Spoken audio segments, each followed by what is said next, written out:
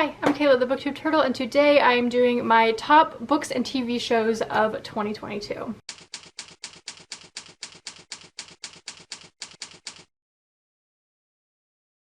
So this has been a minute since I made a video. It's been a minute since I've read a book. This last chunk of the year has just been crazy. There's been a lot going on this year with, you know, launching my business and trying to find a balance between that and like everything else.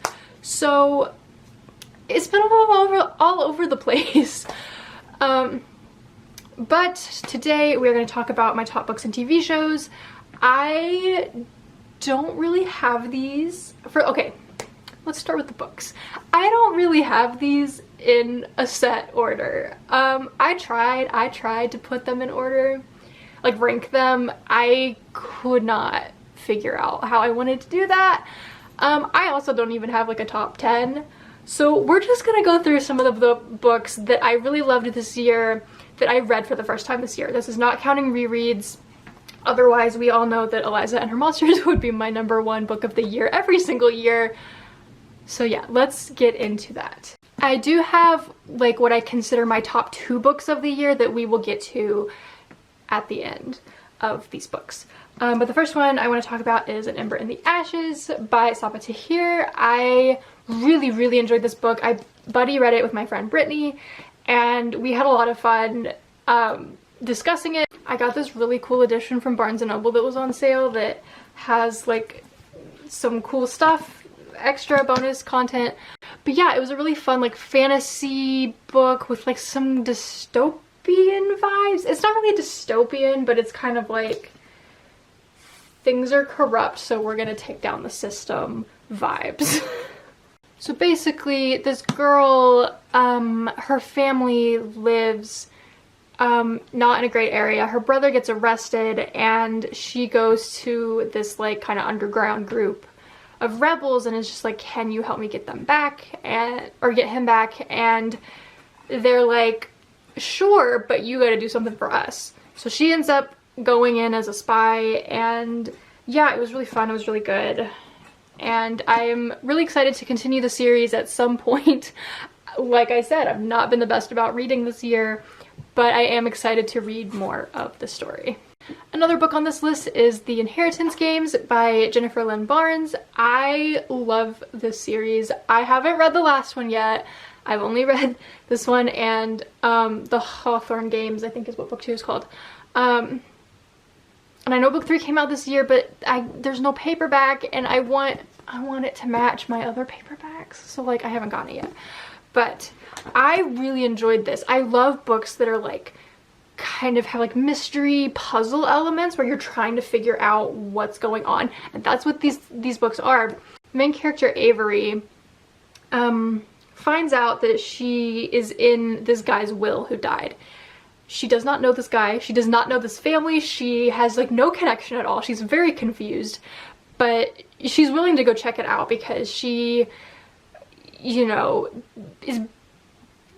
has a very rough home situation that's kind of caused her to basically be living on her own, and she's kind of living out of her car. So she's like, I'll check it out, I'll see what's going on. So she finds out that this guy who died left her like billions of dollars, and all she has to do is live in this house, this mansion, for a year with the people who already live there, who are very upset that they did not, you know, weren't left much of this guy's estate. So as she's, you know, moving in and living here and stuff, she starts to realize all of the mysteries and puzzles around the house, surrounding the house, and she's trying to figure out how she's connected to this family, what's going on. So it was really fun to read. Like I said, I love books like that where it's like a puzzle, you're trying to figure out things. So I really enjoyed it. I'm really excited to read the last one. Next we have Violet Made of Thorns by Gina Chen. I loved this book. It was kind of a random thing. I saw it at Barnes & Noble. The cover was pretty. I don't actually remember if the inside. Oh yeah, we kind of got like a pretty inside cover thing going on. And so I just kind of bought it on a whim, which I don't typically do, but I was there and there it was, so I got it and I really enjoyed this book. The main character, Violet, is able to see the future, and there is this prophecy surrounding the prince of this kingdom. Bad things are going to happen, basically, and she's trying to get him to listen to her so that, you know, to prevent these bad things, and they are very much like always butting heads and they don't like each other. It's very enemies to lovers vibes.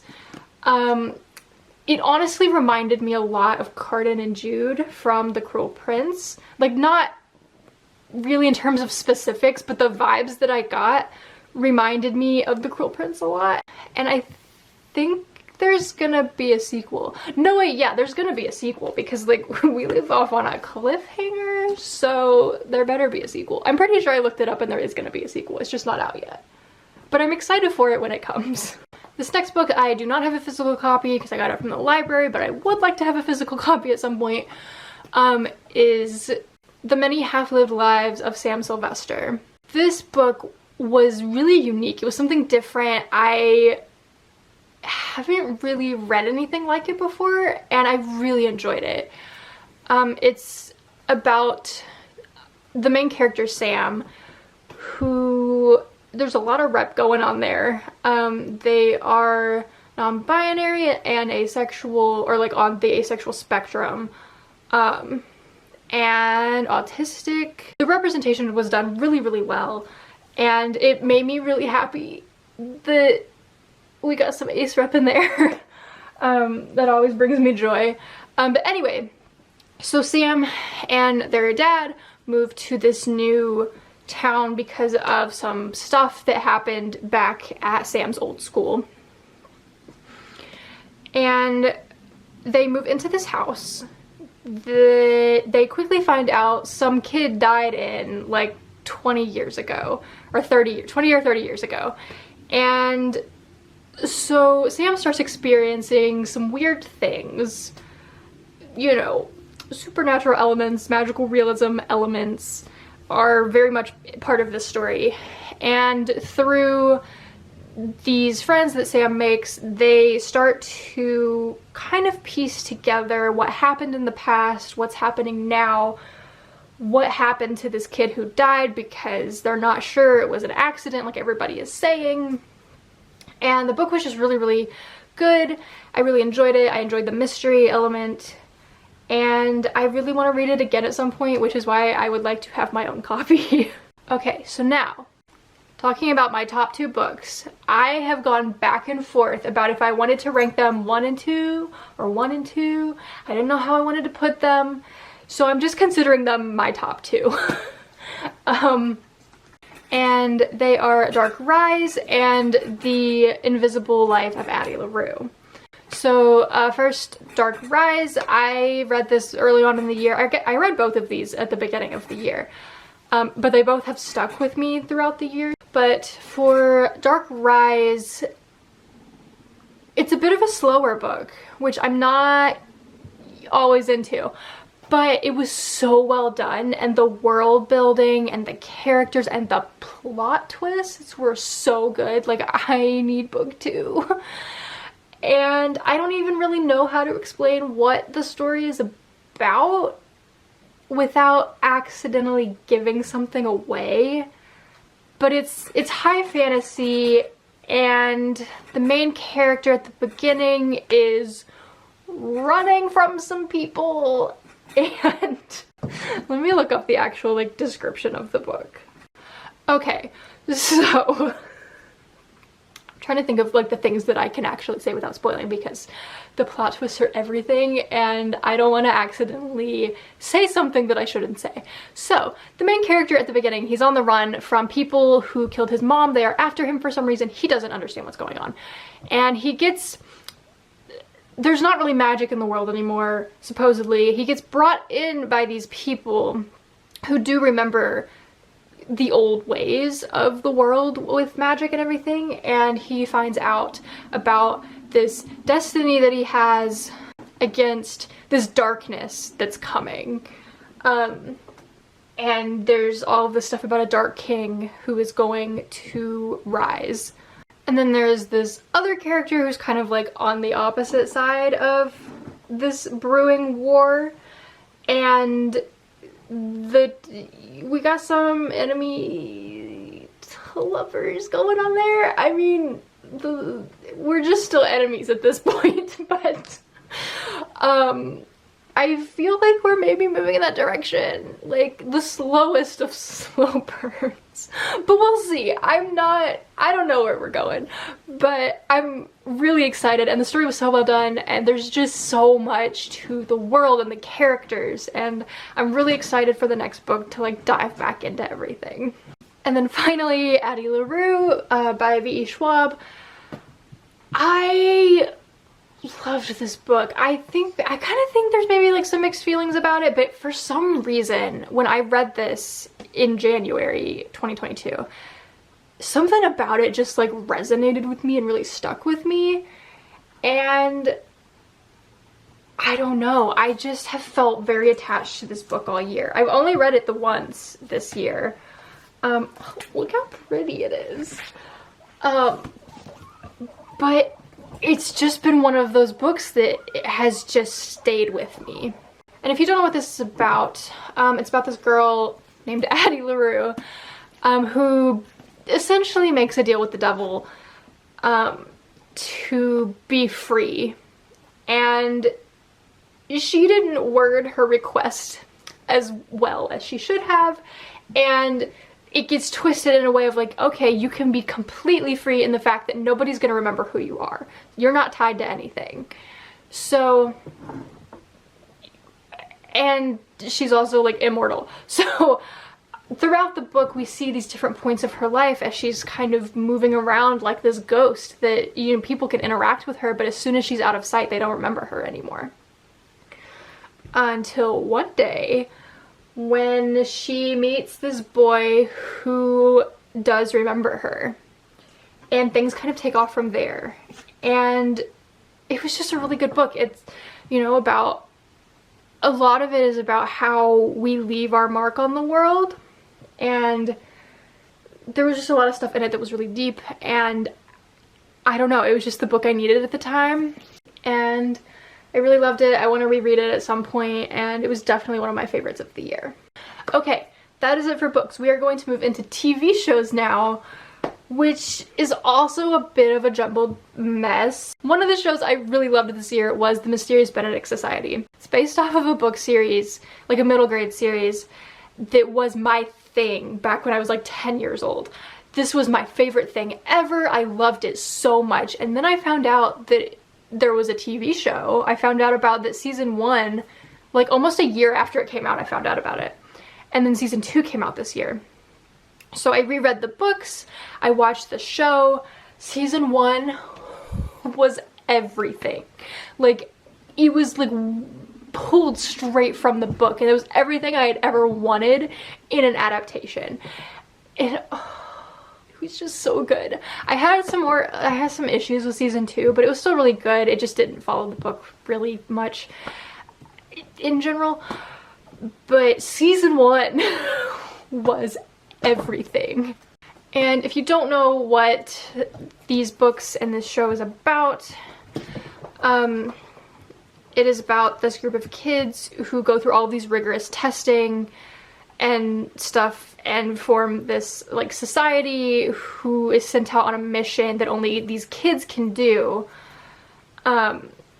Basically, they needed kids and kids who could think outside the box and kind of see things in a way that most people don't. And so they go on this mission, and I don't really know if I want to say anything more, because spoilers, but it's really good. It's really good. I mean, it's definitely middle grade, but it's just always going to have a special place in my heart because of how much it meant to me when I was a kid. Also on this list is First Kill. We gotta talk about First Kill. I'm still upset. I'm so upset still that it got canceled, that we're never gonna get a season 2. Because season 1 was really good. Like, did it have issues? Yes. Was the CGI sketchy at times? Yes. but it was really good, and it sucks that we're not gonna get any more. So if you don't know what this show is about, it's so good.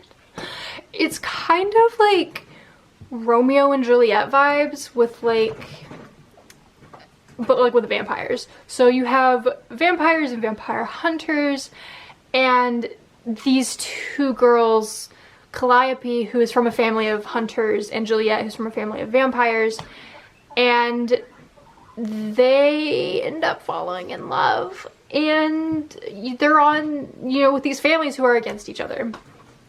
And it was just so good. And it's called First Kill because Calliope is at the point in her training where she needs to make her first kill as a hunter, and Juliet is at the point in her vampire life where she needs to start drinking human blood and not these like little blood pills that she's been taking. But I don't know, like the lore of like the vampires and like the supernatural in this world was really interesting. It wasn't really something we had seen before, and the dynamic between the characters was great, the acting was great, everything was great. And the show did so well too in terms of like viewers, and I'm still upset that Netflix canceled it. Another show I really enjoyed was Heartbreak High. This was kind of a random show like that I watched. Like I was not planning to watch it because it just didn't like not seem like my type of thing until somebody in one of the online Ace groups that I'm in mentioned that one of the characters was Ace, or like on the Ace spectrum. So I was immediately like, well, now I have to watch it no matter what, like I got to. So I did, and it was really good. It like wasn't what I thought it was gonna be at all. It's basically about this girl who gets in trouble for this like relationship map web thing that's on that she and her friend painted on the school hallway under like the stairs. And it like exposes a lot of people and what they have been up to with other people, and she gets in trouble for it, and it results in everybody's whose name was on this wall has to be in like this sex ed class because parents and teachers are concerned about their kids. And so everybody's mad at her because they're like, you're the reason that we have to be in this stupid class. And okay, kind of backing up, her friend that she also did this map thing with suddenly at the start of school like does not want anything to do with her. Something happened over the summer when they went to this festival concert thing, and we don't know what it is. And so we kind of get flashbacks throughout the season. The main character doesn't know what's going on. She doesn't know why her friend is suddenly not her friend anymore. And so like that dynamic was really good. And there's a lot of rep, which is great. There's a character who is autistic, and that representation was done really well. And, you know, also kind of highlighting the ways that people react negatively to that and the misconceptions that people have in real life, and kind of like showing how things actually are. So that was done really well. And then we have a character who is non-binary. We have a character who is on the Ace spectrum, like I said. They haven't said the word yet, but it's pretty obvious. Like he's pretty much confirmed just without saying the word. So I'm hoping that they actually do say it next season, because we did get a season 2. So I'm hoping that we do have that moment where like he discovers that there is a word for what he feels, and I just really need that scene. Another show on my list was The Midnight Club. I had a lot of fun watching this, even though there's not going to be any more, and I'm sad.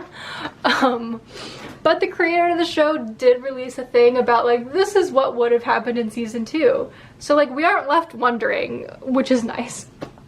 But this show is about a group of kids who are terminally ill, and the main character, she finds out that she has terminal cancer, and so she decides she wants to move into this care facility house place with these other, you know, late teen, early 20s people who are going through the same thing. So she moves there, and weird stuff starts happening. that she's very confused. Something about the place is off. There's kind of some cult stuff going on, like not with the kids. This is like stuff that happened in the house before it became this facility. But it's called the Midnight Club because these kids, every night at midnight they meet in the library and they tell stories. And it's kind of this idea that like these stories will live on even after we're gone. So it's very much about like life and death and the way that we connect with people, and it was really good. And I enjoyed the stuff going on in the show. I enjoyed the stories that they told each other. And like, you know, I would really get into those stories too. I'd be like, I need to know what happens next. To the stories that they were telling each other. So yeah, it was just a really interesting and unique show, and I really enjoyed it.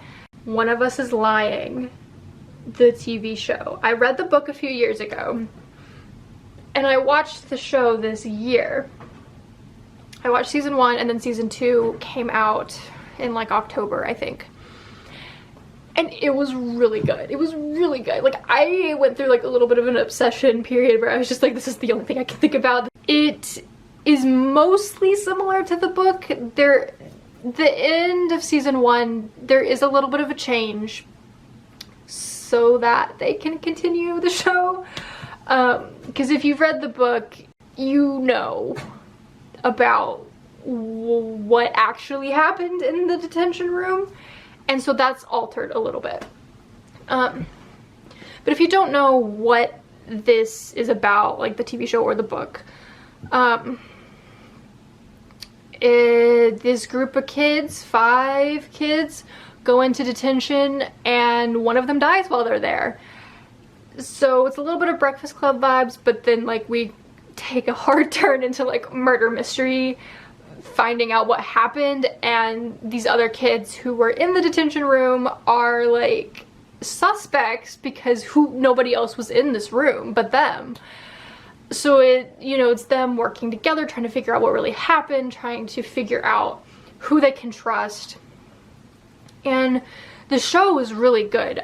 Obviously there were changes, but I feel like the essence of the story was the same, and the essence of the characters was the same, and so that just made it really good. And season 2 was also really good.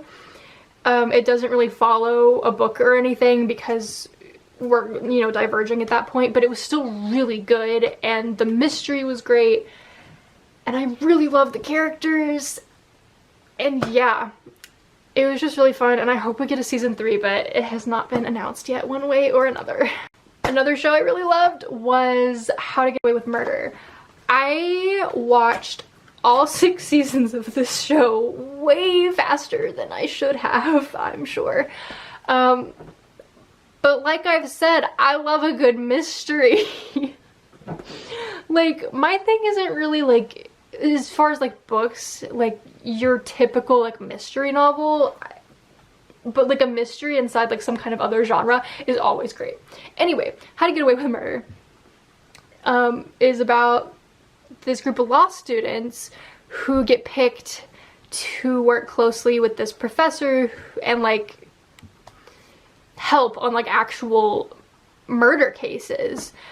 Except we flip back and forth in time between the present and something that is going to happen, where they are trying to cover up a murder by using the things they have learned as law students. So it was just such a fun show with like the, episodic cases that they would take on, and then, moving back and forth in time and trying to figure out what's going on. How did they get to this point? Who died? Who did the killing? Why are they covering it up? What happened? And that's just season 1. Like, so I really enjoyed the show. It was just really fun. Next on my list is The Umbrella Academy. So season 3 came out this year. I had not watched any of the show yet, and I was finally, it kind of been on my list, but I was finally like, you know what? I'm just gonna watch it. And I think the plan was to actually like take my time with it and do like a season per week. No, it took me 1 week to watch the whole thing. I have no self-control when it comes to stuff like this.